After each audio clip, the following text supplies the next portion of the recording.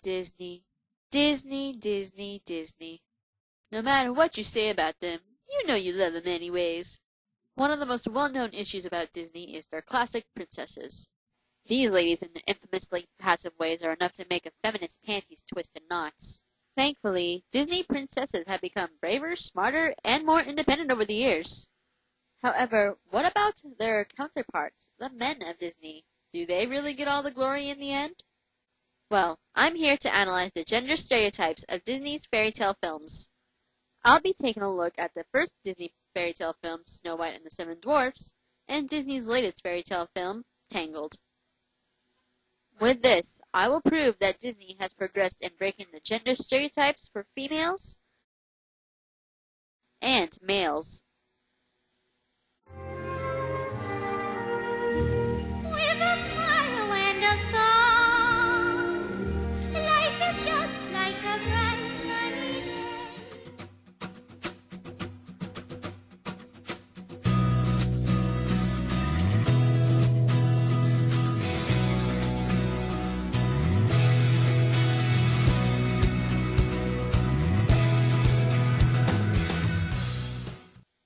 Before I dive into my deep gender analysis, I want to give you a little background and summary of each film. Someday my prince will come. Someday we'll meet again. Snow White and the Seven Dwarfs is the very first animated film ever. It was released on December 21st, 1937. Being the very first animated film, you can imagine there wasn't much focus on character depth or story development. The main star was the animation. You all know the story, but I'll sum it for all two of you who haven't seen the film. A possessed storybook tells us of an evil queen who is jealous of Snow White's hotness. The evil queen sends a huntsman to kill Snow White, but Snow White's good looks save her.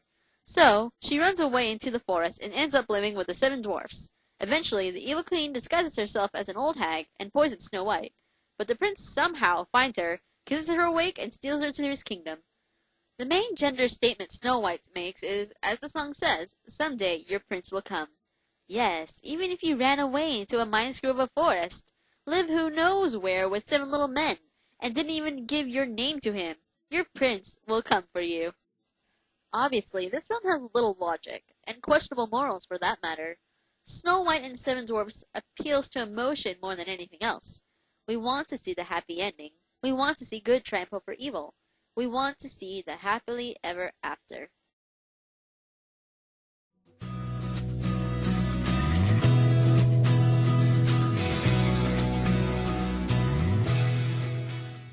"73 years later, Disney released Tangled on November 24th, 2010.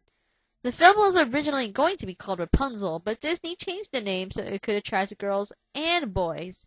They wanted to make this film appealing to both genders, giving equal spotlight to the female and male lead.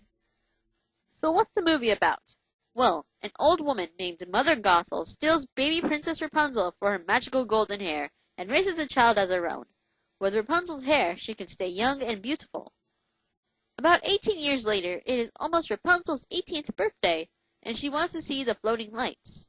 Mother Gothel forbids this, but then a thief named Flynn Rider crashes into Rapunzel's tower by chance. Rapunzel makes Flynn her guide, and the two set off on a grand adventure.